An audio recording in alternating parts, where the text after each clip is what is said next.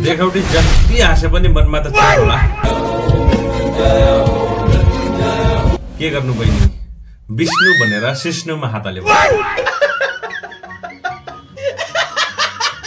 कट्टा हान्दिन्छु पछिको यो गीत चाहिँ बुढाको लागि 100% होला।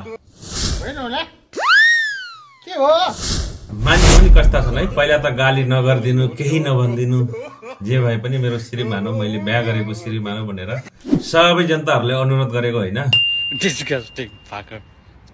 जे हुनु भइसक्यो, अब एक अर्कालाई घोषपेश नगरेकै राम्रो भनेर कति राम्रो कुरा गरेको थियो यो बहिनीले पहिला पहिला। तर अहिले आफूले ओहो फेसबुकमै बल्ल हान्दिन्छु रे। हामी हिँड्ने बाटो नै अलग हो, तँलाई अब फेसबुकमा बल्ल खोज। यो लाज मर्नु के भन्छ दुनिया। मलाई त त्यो बिस्ने भन्दा पनि अबे जल्दी बोल, कल सुबह पनवेल निकलना है। अचम्मै छ। नमस्कार, म टेक्रा चन्दरा। आज चाहिँ एउटा अर्को भिडियो ल्याइकन आएको छु। गायिका एलिना चौहानको एउटा नयाँ गीत आएछ। पहिला पहिला त म बन्धनमा थिएँ, तेरै कारण आजभोलि चाहिँ म भएको छु फ्री। तेरै कारण बन्धनमा थिएँ म, अब फेरि म, तेरै कारण बन्धनमा थिएँ म, अब फेरि म। कट्टा हान्दिन्छु भने धम्की दिएर छिटो छिटो बिहा गरेको, 1 वर्ष पनि टेकेन। उठाले रे देवा, उठाले रे बाबा। सबै नेपाली जनतालाई चाहिँ कसैले गाली नगरिदिनु, कसैले केही पनि नभनिदिनु होला। जे हुनु भइगयो, घोषपेश गर्नु राम्रो होइन भनेर भनाएको थियो। आफूलाई चाहिँ गीतबाटै जवाब दिने, रिप्लाई दिने मन रहेछ।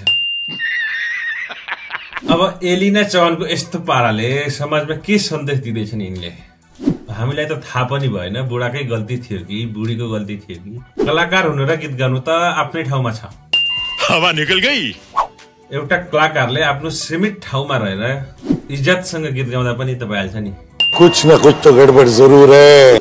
हुन त कलाकार मान्छे घुम्ने बानी परिसकेको होला, अनि कसरी घरबार सम्हाल्न सकिन्छ? तुमसे ना हो पाएगा। पहिला आफ्नै मुखले भनेको थियो मैले माया गरेको मान्छे हो, कसैले केही नभनिदिनु होला, गाली नगरिदिनु होला। अहिले त तिमीले गीतबाटै भएभरको गाली दिएछौ।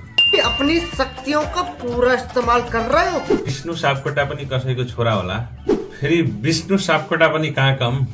तिम्रो टुङ्गो लाउन पाए हाबरै मनी बिहे गर्थे। के टुङ्गो भाइ, अब तिमी आफ्नै टुङ्गो लगाऊ।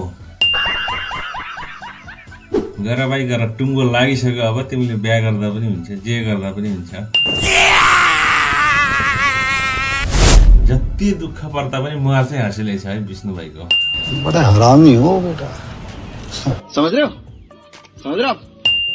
ऐसे में बड़ा सख्त लौंडा हूं। साथीहरु, अब वास्तविक गल्ती चाहिँ कसको छ? उहाँहरूको डिभोर्स भइसकेको हो। डिभोर्स हुन लगत्तै अब यस्ता गीतहरू निकाल्नु थिएन, निकालिहाल्यो। शब्द चलले समाजमा राम्रो सन्देश नदेला कि अरूलाई गलत भन्न आफू पनि त सही हुनु पर्यो। अनि आजभोलि त गीतहरू पनि त तर मम्माको मात्र आउन थाले। कौन है ये लोग, कहां से आते हैं? सिर्फ इन्टरटेनमेन्टको लागि मात्र बनाएको यो भिडियोलाई अन्यथा नलिनु होला।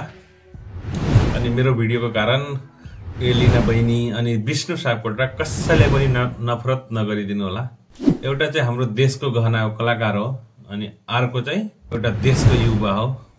धन्यवाद। भिडियोलाई शेयर जरुर गरिदिनु होला।